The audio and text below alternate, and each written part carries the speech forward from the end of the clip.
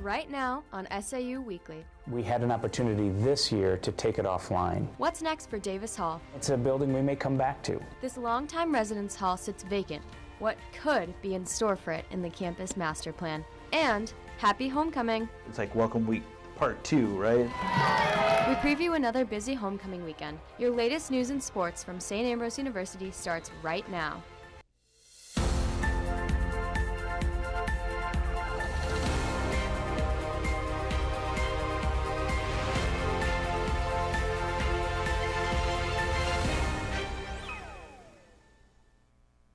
Welcome to this edition of SAU Weekly, your source for the latest news and sports from St. Ambrose University. I'm Cindy Horseman. And I'm Kaylee Parsons.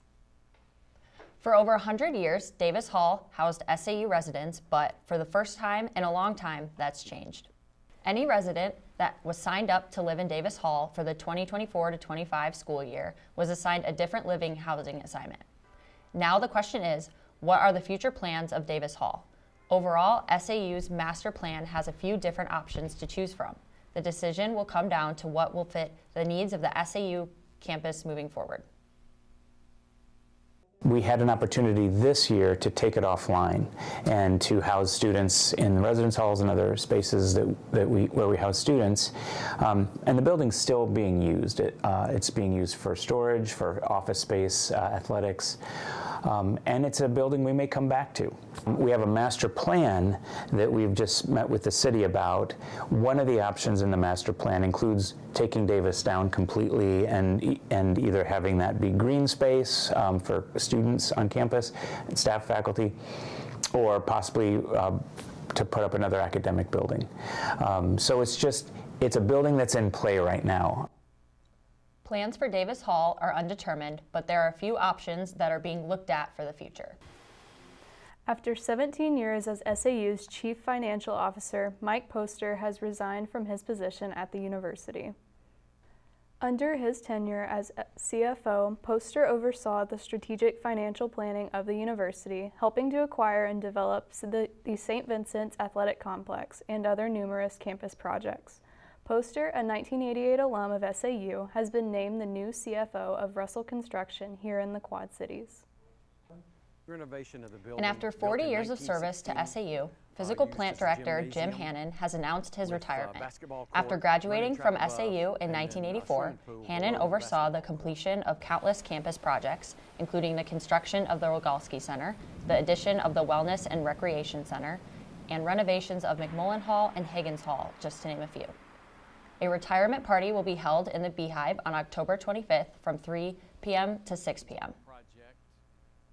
Homecoming festivities are in full swing with a slew of events this weekend for students and alumni to enjoy. For a rundown of this weekend's events, let's send it over to Cole Nagan in this week's What's the Buzz?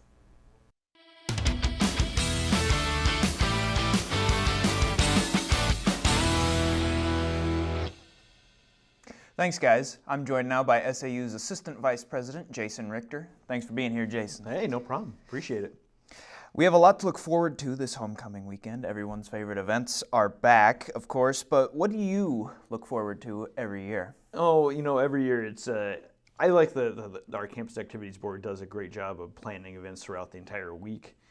This year we've had some really other clubs step up. BSU is going to be running our homecoming court this year, which I'm excited about. They're running the dance again, which they've done the last few years, and so it's just a good way for us to see students collaborate on events for a big week. And so this is it's like Welcome Week Part 2, right? And so it's always exciting for me. So I kind of like to see the students and see if they're, how they're learning skills and how they're learning how to develop those skills during planning and programming. So this is a great week for me. Yeah, no, absolutely. It's awesome to see.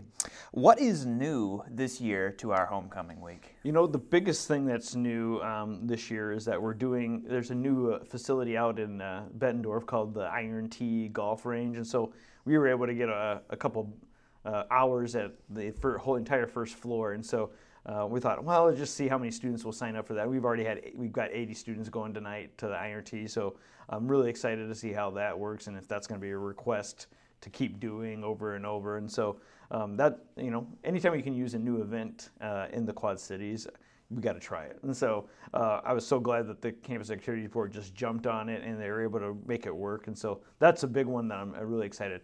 I also think 3 sporting events at St. Vincent's on Saturday is going to be huge. And so I think the tailgating is going to be an all-day affair down there at the St. Vincent's thing, and that's always fun too.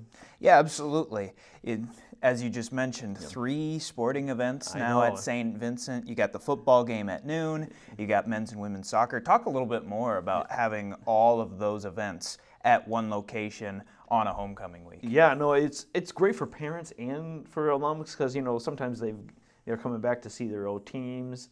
But then if everything's so centered right there at the complex that you can kind of hit all of the facilities at the same time. And so if you want to, see the second half of the football game, then you'll be fine. You get the first half of, the men's game, and then you go to the women's game.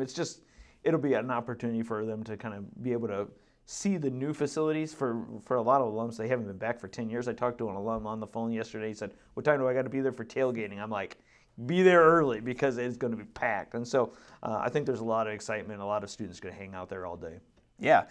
And finally, what does it mean to you to see so many alumni now back on campus? It's every year is great. But I've been here for 14 years, and it just seems like every year is like I'm getting older and older. But I feel like they bring back their kids, and I'm like, oh my gosh, this is great, and hopefully they're going to be future Bs in the future. And so it's just the reminiscing of what it used to be and how things have changed. It's just opportunity to have conversations with them is just terrific.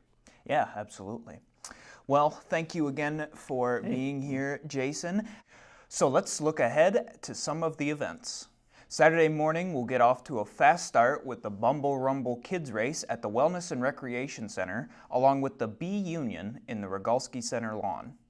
The homecoming football game kicks off at noon, followed by men's soccer at 3 p.m. and women's soccer at 5 p.m., all at the St. Vincent's Athletic Complex. The evening caps off with several events on campus, including the Fall Homecoming Concert, where band and choir alumni have the chance to take the stage with current students to perform. With SAU Weekly, I'm Cole Megan. Thanks, Cole. Coming up next in sports, a flashback to the 1999 and the beginning of our SAU dance team. And a preview of our home sporting events this homecoming weekend. Join us as we take you inside SAU athletics. Stay tuned.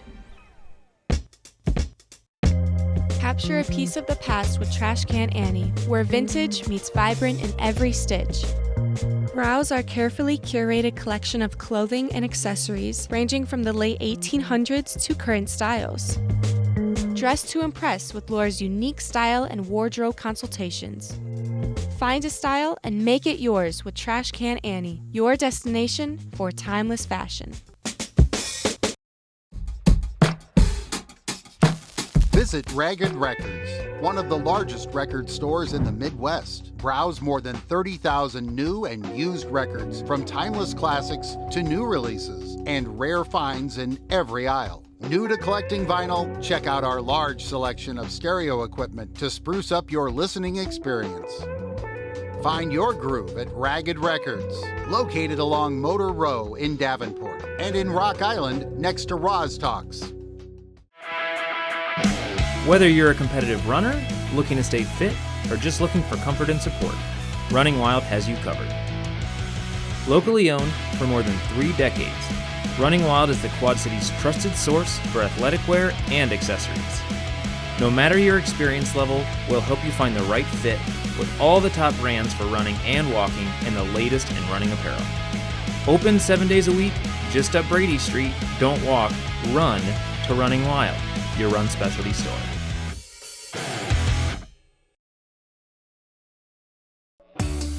Tune in to KALA and hear something different. Programming that celebrates the diversity of our listeners. We're advocates for the arts, showcasing your favorite music from around the world. We're storytellers, producing award-winning news and educational podcasts. We're dedicated sports fans, bringing you the latest Fighting Bee action from St. Ambrose University. We're a learning lab, mentoring the next generation of broadcasters and content creators. a part of your community for 5 decades. We're KALA Radio, 88.5 FM and 106.1 FM. Turn it on and turn it up.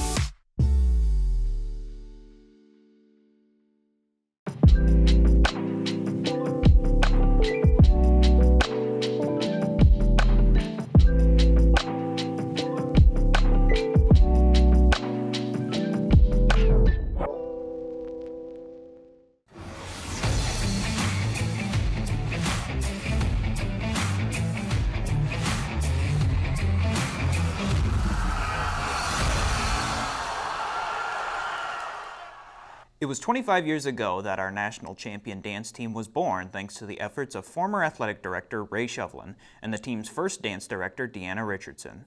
Let's check out this flashback circa 1999 from TV 11's Becky Gordon.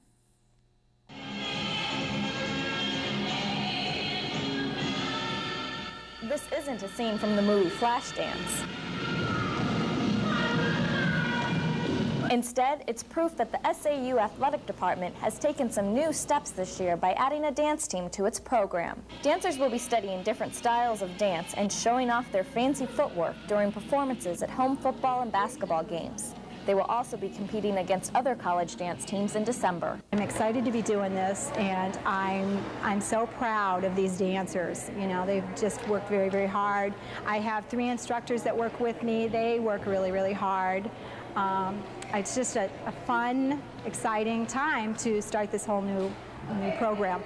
Many of Richardson's girls have twirled their way into a dance scholarship at Ambrose. Everyone in the troupe has background in dance, and even freshman members prove that they too have lots of experience to bring to the team. So I've been competing ever since I was 10, 11, and in high school last year was the first dance team at our high school, and I participated on that team.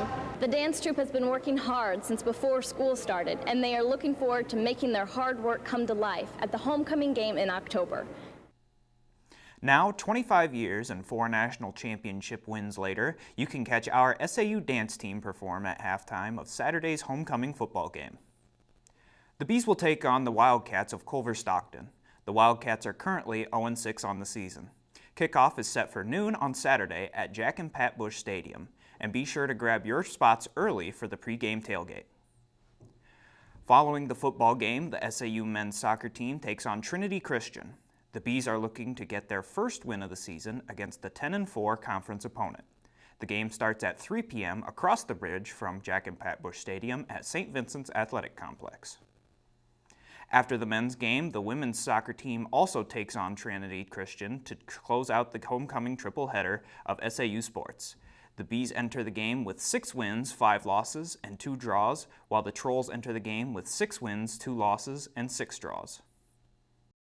And that'll do it for Inside SAU Athletics. I'm Cole Negan. That's all we have for you on this edition of SAU Weekly. We'll be back next week with the latest news and sports from St. Ambrose University. Remember to check out the SAU TV Facebook and Instagram pages for our newscasts, top stories, and more. You could also find them on the Hive at sauthebuzz.com. We'll leave you with our campus question. What's your hardest class this term? Thanks for watching.